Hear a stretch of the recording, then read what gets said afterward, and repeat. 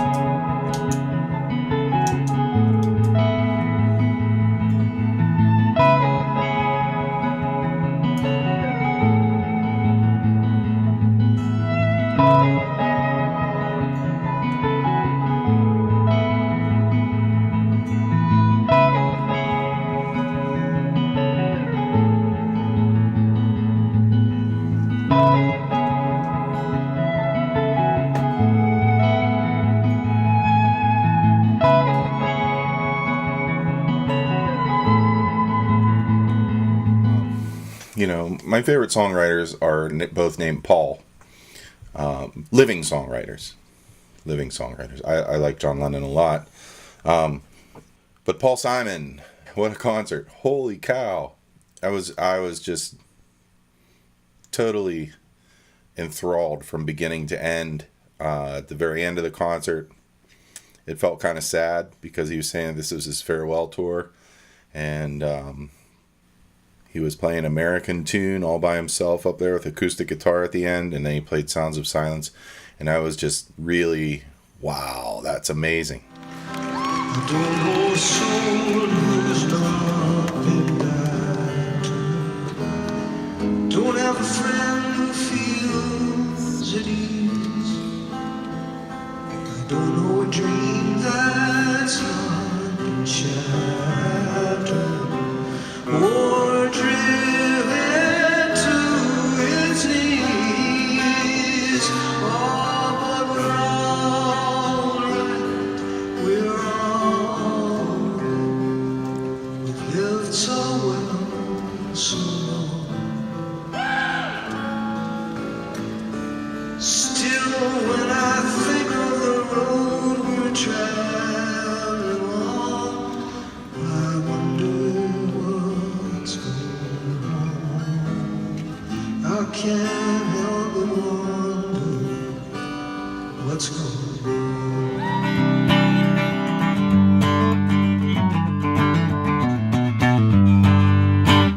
And Paul Simon had this crazy band. I mean, he had two guitar players and another guy who doubled on guitar and sax. He had another guy one of the guitar players doubled on baritone sax and also played the tin whistle. He had a flute, and the girl sang background as well. All of these horn players sang backgrounds when they weren't playing horns. Flute, and they had a guy who played saxophone and clarinet and bass clarinet. Holy crap. And he had two drummers, one of whom would double on guitar sometimes, like an acoustic, like crazy slide thing, almost like a dobro. And they had another guy who was just strictly percussion, and that one of their guitar players was a dude from Africa, and he played an Epiphone, center block, some kind of Sheraton or something. He was great. The one guitar player, the one who played the baritone sax, he was playing multiple Telecasters, and the one Telecaster he played had the big old Fender humbucker in the neck. Boy, did I like that, what that sounded like. And he was using a Fender amp. It was probably a Fender Twin. I was kind of far back, but not too far back. And there was a big projection screen above the stage, so I could see sometimes his amp. It was clearly a Fender Silverface type amp. And what a great tone. But Paul Simon played a great cross section of, you know, like his early stuff, 70s stuff, his Africa type, Graceland and Rhythm of the Saints type stuff. And then also he played some of his newer albums, which, you know, I think that's what sets him off from Paul McCartney. And I love Paul McCartney's music with the Beatles and in the 70s and somewhere into the 80s. But I don't think that you can listen to every Paul McCartney album, like even the newer ones, and say, hey, that's great. In some cases, they're not so great. Whereas the Paul Simon stuff is just so inventive and interesting all the time. Another thing is I was very concerned about his voice because I'd heard him on YouTube and I was like, his voice is sounding like, you know, like an older dude. Because he's in his late 70s, I believe. But his voice was great. It was, I mean, it was lighter and it was more like an old guy. But it was great. He hit all his notes. I was watching him. He was playing things in the original keys. So happy I went. It was worth every penny. It was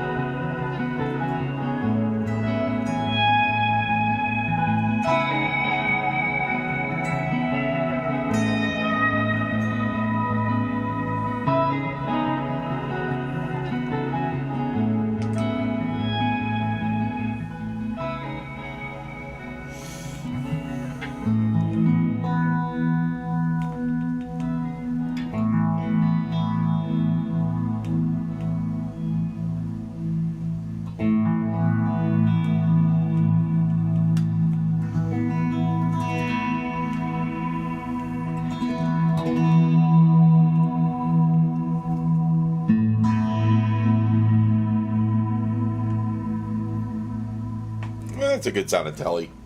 Alright, folks. That's it for me today. Peace to you. Be cool. but not in school. All right. Have a good day.